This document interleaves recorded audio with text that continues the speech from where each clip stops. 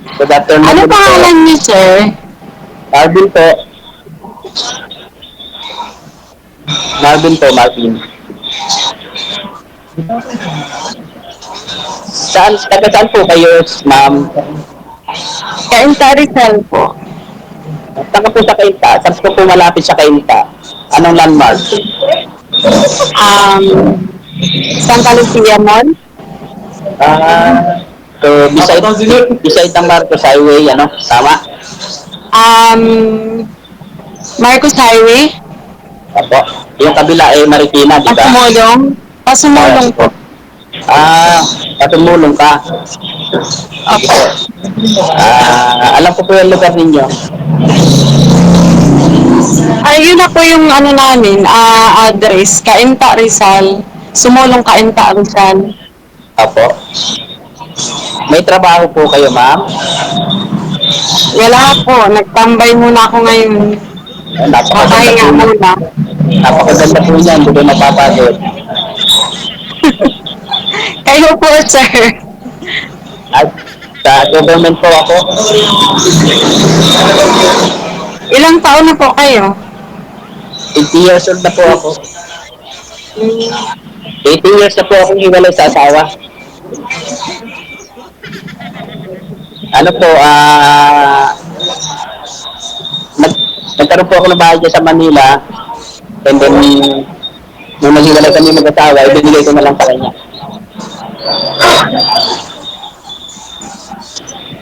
Isa po kasi akong OFW. Hmm. Pero Nung ngayon, nasa Laguna ka ngayon. nandito na po ako sa Laguna po. Ito po yung province ko, Luciana, Laguna. Alam niyo po ito? Hindi po. Hindi Dulong-dulo po kasi, ito. di ba kanina tinanong kayo ni DJ kung saan yung province nyo? Opo, opo. Hindi po, ito po yung pinakandulong-dulo ng Laguna. May daan Wala yan. pa akong, wala pa akong alam dyan sa parts ng Laguna. Dito po dyan ako dumadaan. Pag ako po galing Ah, Caloocan. Di bahay po ako sa Caloocan. ilan Dinadaanan po ko. anak niyo? Ilan na po anak niyo, sir? Dalawa po. So malalaki na po. Hmm. Malalaki na po. May sariling pamilya na po. Kayo po, ma'am. Tatlo po anak ko. Malalaki na rin po. Yung bunso ko, nasa ano pa siya, 14 years old, nag-aaral pa lang siya ng high school. Ah, so kumusta naman po yung mga anak niyo? Okay lang naman. Kasama kami. Pwede ba tanggal ng sombrero niyo? Kung hindi niyo mamasamain. Ano po, Wala lang. Gusto ko lang makita yung ano niyo. medyo manipis na po yung buho ko, ma'am, personally. Bakit? Nahihiya po kayo? Hindi po, kasi po sanay po ako sa sombrero, ma'am, and then nung nasa ibang bansa ako, medyo sa pag-iisip. Pero may buhok pa po ako. Kaya niyo kasi tanggalin. Nakakaya naman po, baka ma-discourage kayo. Hindi, Tanggalin hindi mo. naman ako ganun. Eh, ano pong pangalan niyo, ma'am? Cardina po. Kasi, okay lang po ba kung magiging ano kayo? Magiging BFF po kayo? Best friend forever ba? Magiging BFF. po. BFF.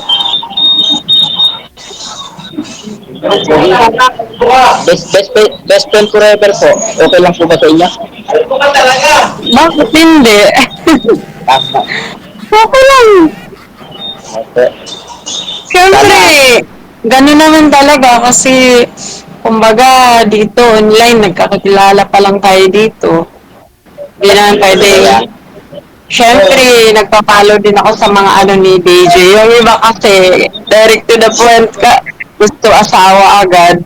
Tapos ay, hindi na. kakilala lang ninyo. Diyan pa lang kayo nagkita online. Tapos, asawa agad yung ano sa'yo. Ma'am, hindi naman. Siyempre, nakakagulat naman sa babae yun. Okay. Darating din po tayo dyan sa ganyang sitwasyon kung talagang tayo. Ganun Di po ba? talaga. Opo. Okay. Siyempre, dadaan muna tayo sa mga challenge. Hindi na naman tayo Ganun bata. talaga. Ilang taon ka na po? 44 po. Okay lang ba sa'yo na mas may edad ako sa'yo? 6 50 years ang, years, 50 years old kayo, sir? okay. 6 years ang gap natin, okay lang ba? Ano po? 6 years ang gap natin, 44 ka, 50 ako, okay lang ba sa'yo? Wala namang problema kung nagkakaintindihan. Ay, yung iba po kasi pag sinabing ayoko, medyo may edad pa. Parang ganun ba? Nadi-discourage sa edad. Hindi po ba?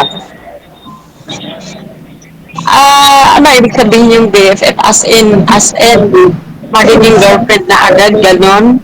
Hindi po, yun po kasi yung iba kasi yung mga lalo na pag medyo mga bata, sasabihin, may edad ako sa'yo, ayoko nung mas may edad sa akin. Parang ganun ba? Ang dating. Pero sa iyo, ma'am, kung okay lang sa inyo. Okay lang po. Depende naman po kasi yun kung nagkakaintindihan yung dalawang tao. Ganun Sa lang akin, naman. sa akin, Um, di naman pa ako namimili ng ano, mas okay sa akin yung mas mataas yung edad niya. Hindi po ako tipong namimili ng itsura. Hindi po ako yung babaeng mahilig sa gwapo. Mm-mm. Marami na Marami tayong kakompetensya dyan. marami na rin akong narinig ng ganyan dito eh. Marami tayong kaagaw pag Ha? mahilig tayo sa gwapo. Kaya sa tama lang, hindi naman yung talagang katawa-tawa. Tama lang. Hindi naman po kayo, bakit parang naano kayo, sir? Parang naiilang kayo. Ba't pang ilang ano nyo na po, sali nyo dito sa ano? ngayon pa lang po, first time, kaya po kinakabahan po ako. Sabi ko nga po kay DJ Hill, first time ko lang po. Palagi po ako nanonood, followers po ako ni DJ Hill. DJ Gel po, sir. Hindi DJ Hill. DJ Hill, talaga. Ay, hindi. Kaya nag-comment po. Mali, sir. DJ Gel po, hindi DJ Hill. Hindi kita followers kung ganun. First time ko lang din po, kailangan lang libangan kasi, kasi ako last year pa lang po ako na byuda. Nabiyuda po ako, 24 years kami nagsama ng asawa ko.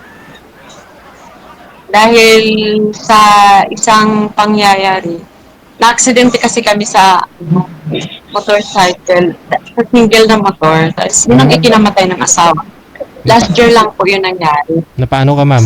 Syempre, mahirap naman na araw-araw na lang ako umiiyak, araw-araw na lang ako Syempre, inaaliw ko na lang din yung sarili ko. Ba't namatay si Mr. niyo, Sir, ma'am? gumagana pa ba? Ba't namatay si Mr. Parang niyo, ma'am? nag-loading kaya. Ba't namatay si Mr. niyo, ma'am? Ikaw po, nung nadisgrasya kayo, ano pong meron lang sa inyo? Ano pong natamo mo? Hindi nakikinig si ma'am. Naano kasi kami, sir, barely may nakabangga po sa Motor. sa single na motor na sinasakyan namin. May bumangga po sa amin. Oo. Yun po yung ikinamatay ni Mr. Dali nag 1 year pa lang po siya nung etong May. Nangyari yun, Mother's Day po, nung last year May 12. So napakadelikado po ng motor, kaya konting ingat po. Nadala na po kayo sa motor, hindi na kayo sumasakay. Ano pong Simula po ano, noon, hindi na po ako... Ano pong natamo hindi na niyo, po ma'am? ako- ba't to na natuluyan si Mr. Ho ninyo? Kayo po, ano pong natamon mo? Nasugatan po kayo? Marami po. Sa parts po ng katawan ko, may mga piglat po ako. Mm-mm. Eto, dito sa balikat ko. Tanti, Tapos, actually sir, 3 po kami sir sa isang motor eh. Kasama ko po yung bunso naming anak. Oh. Bali po, yung bunso kong anak, meron siyang bakal sa legs niya. Hmm. Ako naman po, yung paa ko naman po mula sa mula tuhod pababa, may bakal po din yung sa ilalim. Pero nakakalakad na po ako ngayon. Pareho kami ng bunso ko, nakakalakad na po. Mm. Tapos nabutas yung sakong ko. Mm. Kaya medyo matagal din po ako sa ospital. Nung inano yung mister ko, nung nakaborol siya hanggang sa nilibing. Hindi Di mo kami nakita. nakasilip ng bunso ko, nasa ospital kami. Mahirap yung may pinagdaanan. Kaya mo ma'am, mawawala din po yun. Kaya nga po ano na lang, inaalaw ko na lang po yung sarili ko sa ganito, ay pagkaibigan. Ano po trabaho nyo ngayon, ma'am? Sa ngayon po, DJ, dito muna ako sa bahay. Pinagpahinga muna ako ng mga anak ko kasi bukod pa kasi doon, may iniinda pa po akong sakit. Mm. Nagtataka kasi ako simula nung nangyari yung na-aksidente kami. May nagsilabasan ng sakit. Nagkaroon ako ng acute appendicitis.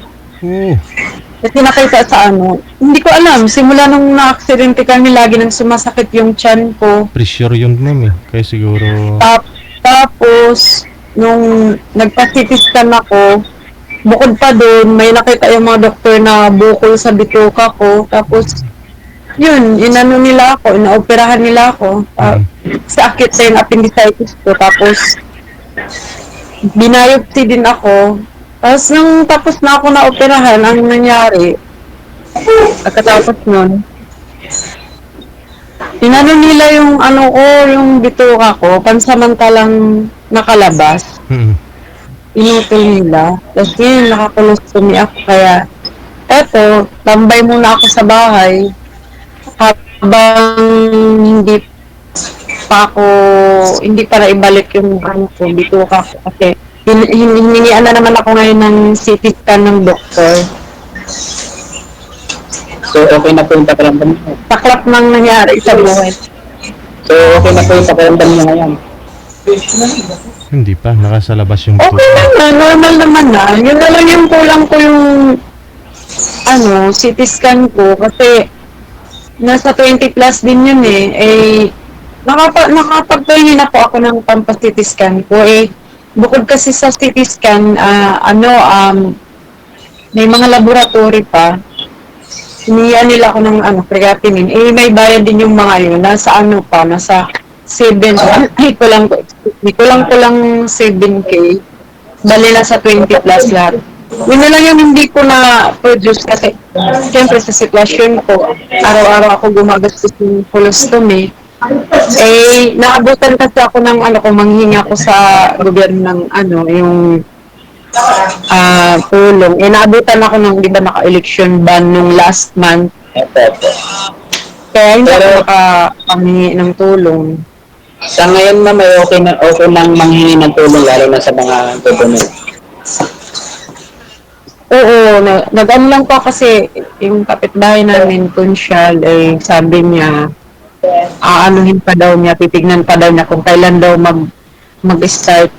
Yun na lang po minaantay ko, pero pag halimbawang maging okay naman na po kasi lahat, kailangan ko rin po magtrabaho So, siyempre, yung yung bunso ko, nag-aaral pa.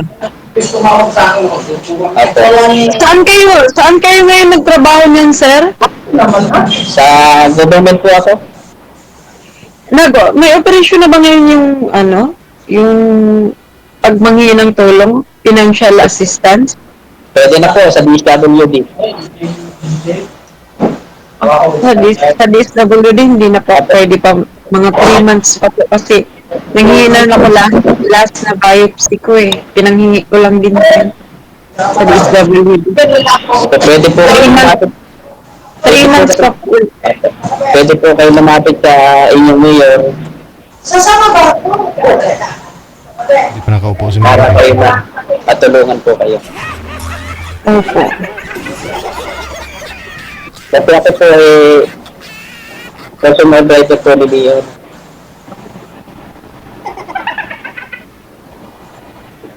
Dito sa aming bayan. Pwede po ba dyan humingi si ma'am tulong sa mayor mo, sir? Hindi, medyo malayo po eh. Ang layo naman, DJ. Rizal na po kasi, ang acquire lang po, Laguna. Mm. Saka kung hindi rin baka hindi rin nanalo yung mayor, wala, may tutulong. No?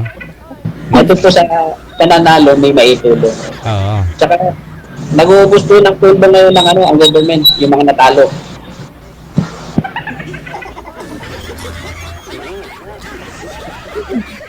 Kaya ako ma'am, malay mo, may maitulong ako sa inyo. Okay lang po. Yun pa ba yung hindi ko yun? Kasi sa sitwasyon ng kwento mo, naniniwala ako sa mga kwento mo. Sana makakaraos din yan. Yung Kaya lang talaga buhay. mga anak po ninyo, ma'am, ano po trabaho ngayon? Sa akin po, yung panganay ko po, nag-a-apply pa po siya ngayon eh. Pero yung pangalawa ko, 23 years old, Hmm. sa isang factory worker po siya. Yun po yung nagsusupport sa inyo ngayon. QC po siya. Hmm. Yun po bang Tapos nakadisgrasya, yung ma'am? bunso ko, nag-aaral pa. Mm. Yun po ba yung Pero nakadisgrasya sa inyo? Tumutulong naman sa lahat ng gastusin?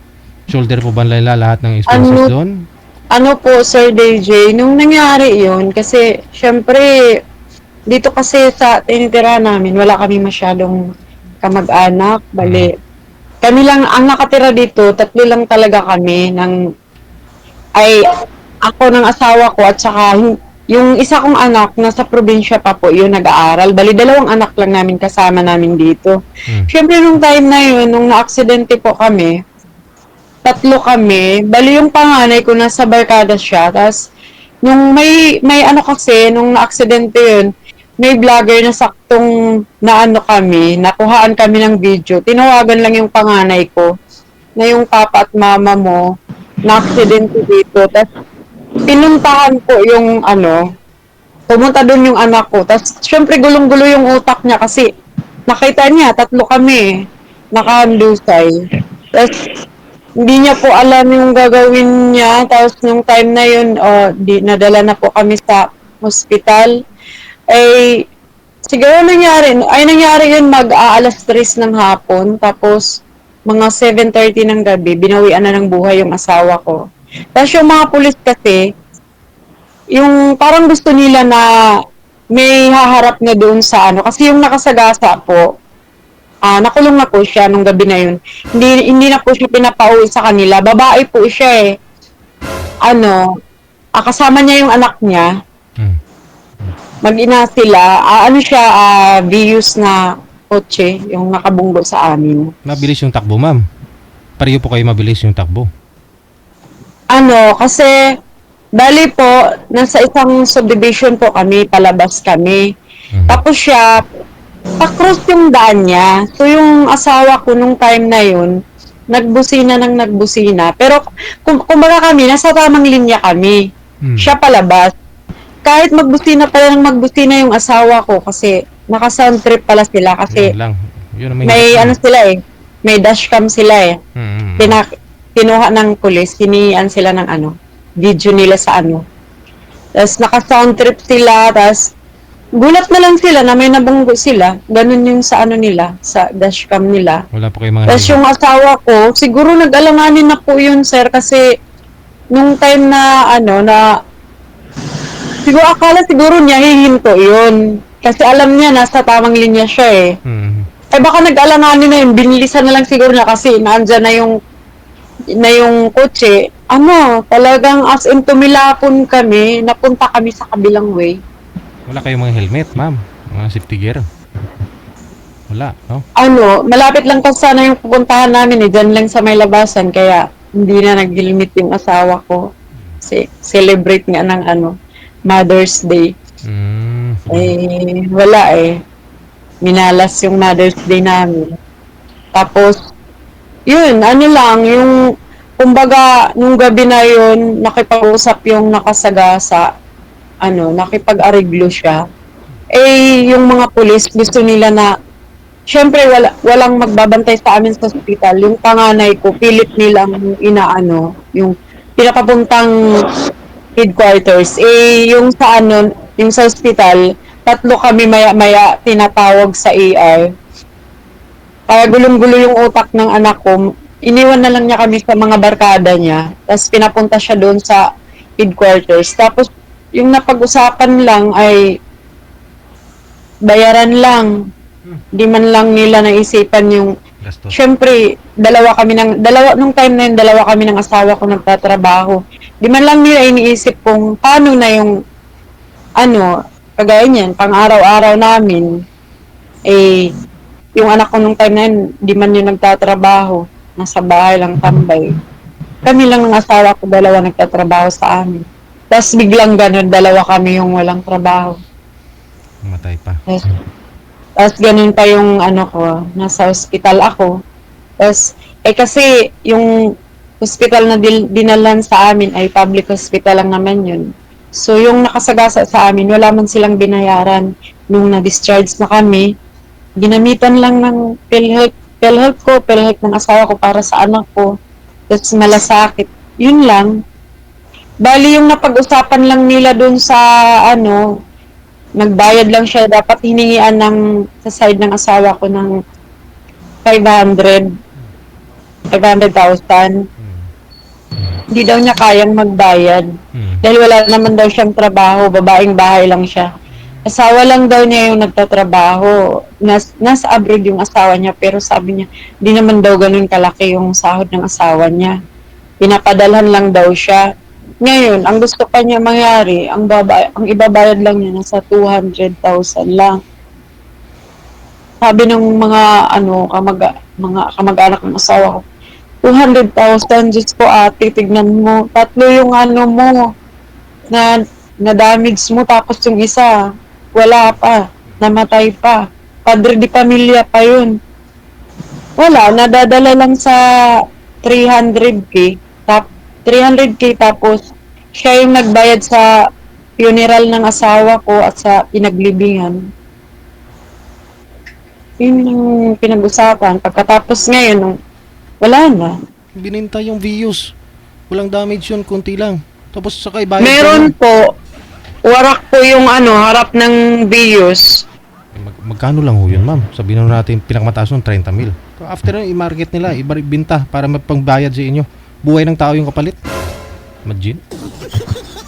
Mahirap din naman, sir, kasi di mo naman pwedeng ipipilit yun. Kasi pag sinabing kung magkano lang yung ibayad nila, Hindi kulong. kaya di mo naman mapipiga yung tao. Hindi kulong, ma'am. Pwede yan, ma'am. Hindi lang kayo gumamit ng attorney Attorney kasi. na na police kayo. Kayo Kasi, yung anak niya po kasi yata, sir, yung... sa police. Oo. Yung police kasi gusto rin matapos kaagad yung case, kaya ganun. Ma-close. O kasi dapat daw within 24 hours dapat mapag-usapan na yun. Kasi illegal detention sila eh. Sa kung file. Pinirsa po kayo nun. Pinirsa kayo ng may kaso sa inyo. Kasi, Tapos yun na yung nangyari, tapos nahirapan na ako sa kanila, makipag-contact kasi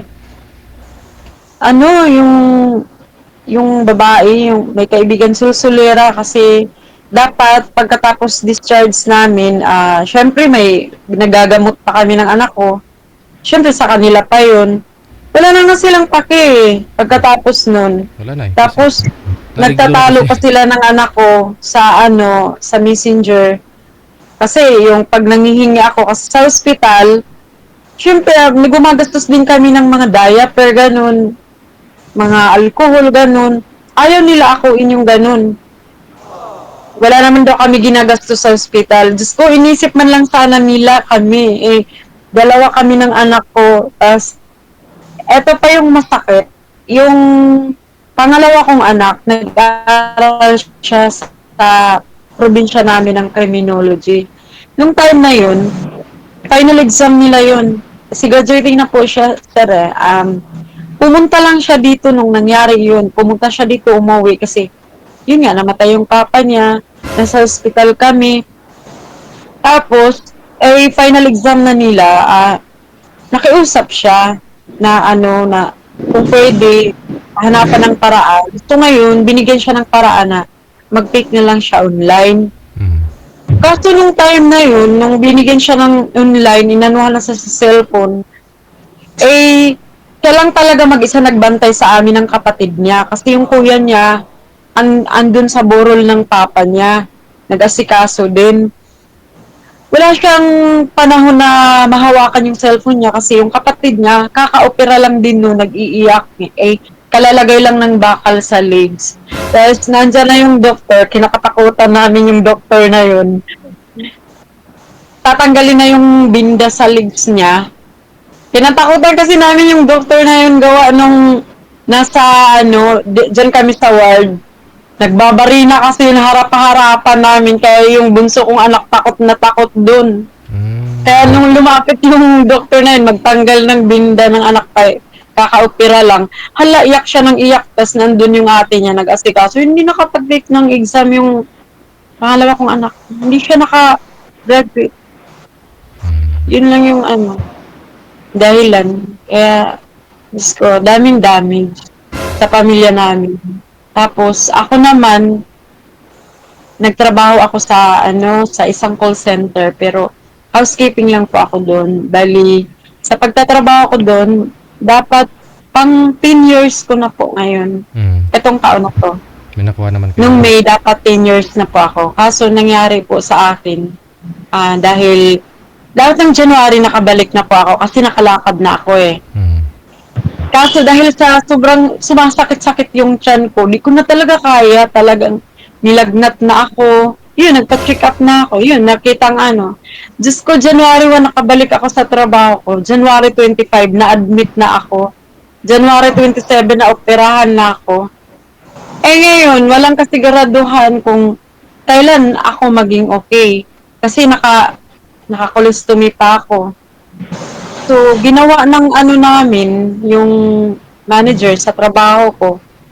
Kasi, di ba, nung na-aksidente kami, hindi na ako nakapasok nun. Eh, tapos ngayon, syempre, mag-1 year na, pinag-resign na lang ako. Eh, hindi naman ako direct sa company namin, eh. Under agency naman kami. TY, walang bayad. Ganun talaga, ma'am. Taga under agency. Sa, ma'am, sa SSS, kasi may deduction naman ho yan, automatic. Nakapag-file po ako sa SSS nung bago lang ako na-aksidente. Nakapag-file po ako ng nakatanggap naman po ako sa SSS ng mga 52K. Sa mister mo Tapos, din. etong sa sakit ko naman ngayon, nakapag-file na naman uli ako. Pero nakatanggap ako pero mababa na lang po. Oo, kay mister mo. At saka yung mga motor na yun, ma'am, may mga insurance naman yun na na-rehistro naman po yung motor ninyo. May nakuha. Ikaw, sir, ba? Ay, yung motor kasi kasi po yun, sir, yung motor niya na ginamit. Bali, kakukuha lang po namin yun, hulugan. Aragoy. Hulugan po. May insurance naman ho yun eh. Pero, marami pa silang mga papel na hinihingi. Depende daw po sa, ano ba yun? Insurance. Hindi, parang sa nakabangga yata, ganun ba? May company to company pang mag-uusap. Malaking pa. Tapos, yung motor na yun, hindi ko na pinakuha. Naka-impound lang sa police station. Hindi ko na pinakuha. Masama yung ko na. Kaya, laking phobia ko simula hindi na ako mapapasakay ng motor na yun. Mga motor, single na motor. Kahit nga sasakay ako ng mga bus or jeep or tricycle, talagang ko, iba pala pag may phobia ka na kasi ang daming sumasagay sa isip mo, nandun na lahat. Baka mamaya ganito, ganun. Kapit ako lagi sa mga sasakyan, lalo na pag magpa-follow up check-up ang papuntang hospital. Paano ba yan, ma'am? May motor Hirap ako. na may phobia ka na sa aksidente. Kutsi na. Kayo po, sir. Di kayo na lang po yung Wala sumakay. sasakay. Hindi kasi yung anak ko rin may motor din siya, pero di na talaga nila ako mapapasakay. Pero yung anak ko, minsan nagkakapubya din siya. Lalo na pag parang nag-rewind sa kanya yung nangyari sa amin. Kasi kita na kami. Kita niya yung papa niya. Naka-video no? Kawawa na yun. Mahirap. Tapos lalo na minsan makasalubong siya na may na-aksidente talagang Nabalik. maano sa isip niya yung pangyayari. Ngayon, bininta na rin niya yung motor niya. Na ano siya, parang nawalan siya ng ano.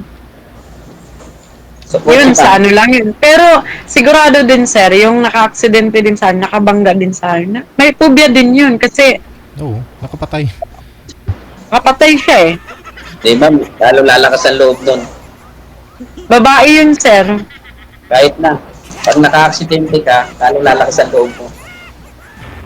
Hindi naman siguro, sir. Hindi naman siguro pare-pareho yung ano ng tao.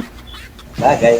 Pero pag naka-experience ko sa ganyan, pag nakabangga ka, tanong lumalakas yung experience. Pag Nabalik. ano, pag halimbawang ikaw yung nakabunggo, Lalong lalakas yung ano. Loob. Diyos ko. Kakatakot naman. Depende na sa sitwasyon ng isang driver. Kasi ako lang, driver ako, pero hindi pa ako nakaka-aksidente ng ganyan. Sana, pinapanalangin ko muna sa Diyos na sana hindi dumating sa akin yung ganung pangyayari. Kasi dati ako nandun sa Manila eh.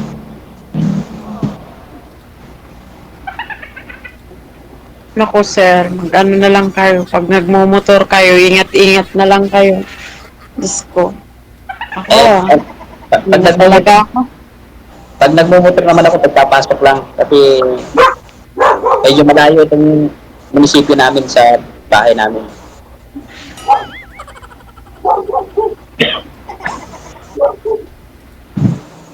Sir DJ, mahaba na yata yung oras namin. Kayo po. Parang may tatanong ka pa ba, sir? O ano? Meron po, ingat na lang po sa pamilya mo at sa iyo. Sana hindi dito magtapos yung ating pag-uusap. Sana Sige po. maging close friends tayo. Sir DJ, pasensya nga pala. Parang yung kwento na ng buhay ko tuloy yung naano dito sa programa ninyo, Sir DJ. Kasama na ho yan. Yang- Iba-ibang kwento Ang, yung ang inaano ko lang naman, so okay lang naman po sa akin, sir, kasi kailangan ko lang naman ng kaibigan, ganun, para lang naman maalala yung sarili ko, ganun. Di naman po sa kagaya ng ibang naghahanap agad ng asawa, wala lang, may kakwentuhan lang, ganun. Siyempre, ganun po Sabi- talaga. Hindi naman, pag nagkakilala, talagang magiging kayo na. Anoy muna natin yung isa't isa sa atin. Malay mo, naglulukuhan lang tayo, di ba? O mahirap yung sumubo sa, sabi nga nila, hindi na tayo bata. May edad na tayo, kaya dapat. Anoy muna natin yung pag-isipan na, yung lalabas ng salita sa ating sa bibig, pag-isipan natin. Di ba? Mahirap din yung makasakit ko sa kapwa mo. Yun ang ayaw na ayaw ko. Di baling ako nasasaktan. Di baling ako nasasaktan, wag lang ikaw. Minsan nanonood ako dito kay Sir DJ, yung babae, may narinig ako na, Sir DJ, pwede bang palitan mo? Dapat yung medyo menturan. Talagang gano'n, harap-harapan. Grabe talaga. Meron pa nga ako napanood kay Sir DJ na yung babae, pinirahan ng lalaki, binili ng sasakyan, pati yung apartment siya, nag-uupay, yung pala may kinakasama. Ang hirap. Ano yun? Dito sila sa programa ni Sir DJ nagkakilala? Opo. Noon pa raw yun. OFW siya. Ganun. Opo. Sa akin naman po, ano lang, tiwala lang. Tiwala lang sa isa't isa. Yun lang ang pangangalakan ko para sa iyo. Kung tiwala ka sa akin, magtitiwala ako sa iyo. Siyempre, gano'n naman talaga. Tsaka sana maging masaya ka. Masaya din ako. Madaming kumakaway-kaway sa likod mo, sir. Mga kasamahan ko sa sa trabaho. Buti hindi bawal dyan sa trabaho mo, sir, na kagaya niyan. Naka-duty ka. Waiting pa naman. Bawal kaya lang naka-waiting naman kami. Wala pang wala pang tawag. Mm, Sana maging mm. maayos ang lahat, lalo na sa sarili mo. Ay, oo, sir. Ako, Hayaan mo, hayaan mo, nandito lang ako. Kung may tulong ako sa iyo, tutulong ako. kumakapit lang po ako, sir, sa sarili ko kahit sabi pa nga, no choice eh. Kaya talaga. Panapanahon lang Kailangan yan. kong lakasan yung loob ko. Kailangan yan. Huwag kang mahihiya. I-share mo yung nararamdaman mo. Share mo yung problema mo. Paano kung ako ang nagka-problema? Diba? I-share ko sa iyo. Ganun lang yun. Buti nga ngayon na kayanan ko ngang magkwento eh. Minsan may mga time, lalo na pag magtanong sa akin, talagang mapapaluha ako pag magkwento ako, di ko kaya. Buti nga ngayon eh, naka-live pa naman to Sir DJ. Buti nga ngayon, hindi tumulo yung luha. So, Pinagdaanan ko ang hirap. kaya mo na. Dahil na-share mo na eh. Na-share mo na sa akin. Na-share mo na kay DJ yung problema mo. Kaya maluwag na yung kalooban mo. Diba? Mm. Minsan din kasi pag may mapagsabihan ka, parang medyo nakakaluwag sa dibdib. Mm. Kasi Eh, ako, simula nung nangyari yun, talagang dito lang ako sa bahay. Ako kasi yung tipong yung time na nagtatrabaho ako, lang ako, trabaho, bahay. Baby, yung order mo, ilabas mo ito, oh. Trabaho, bahay lang po ako. Tapos, kahit, kahit asawa ko, alam naman yung hindi, pag uwi kasi 12 hours po pasok ko eh. Pag uwi ko ng bahay, pahinga, kunting linis ng bahay, tas tulog, tas kinabukasan, trabaho, ganun lang po yung rotation ng buhay ko. Tas biglang ganun na nangyari. Kaya nangyari sa akin, dito lang din ako sa bahay kasi wala naman po talaga akong masyadong kaibigan dito na yung lalabas ako para makipagkapit bahay. Wala, kaya nung umpisa, ang hirap mag-move on ng pag-uwi ko, pag-discharge ko galing ospital. Para kaya ako talaga. nakakulong. Kaya Dito lang talaga, ako sa alam mo. kwarto, tas, ha? Ma'am, hello. Ay, moist. Ma'am, kanina pa tayo nag-uusap. Nalimutan ko yung pangalan mo. Ano pangalan mo, ma'am? Chartina, sir. 13. Ano pa ulit pangalan mo, sir? Marvin po, Marvin. Marvin. Narvin? Marvin. Marvin. Marvin. Opo. Paano po ba tayo magiging magkaibigan sa FB? Connected na po kayo dito. Ano na- Tuloy-tuloy lang po yan. Yung pag-uusap ninyo sa live. Sige po. Kasi dito po, kumustahin ko dito sa mga messenger. Tawagan ko siya. Pwede. Thank you Pwede rin naman, po dito. sir. Tuloy-tuloy lang po yan.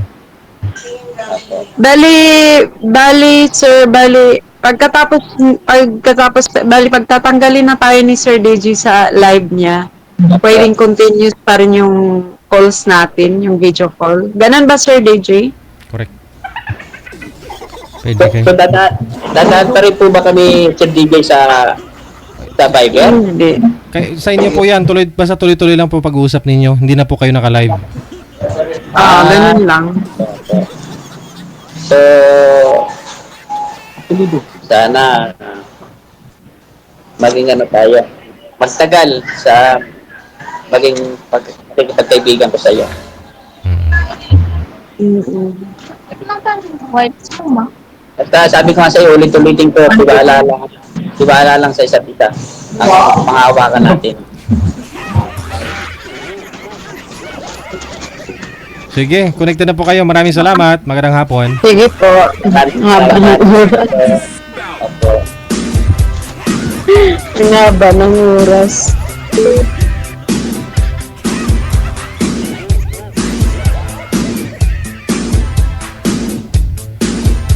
Oras natin, 49 minutes after 2 na ng hapon. Oras dito sa Pilipinas. So, saan ka pa sa pinagdaanan ni girl, no?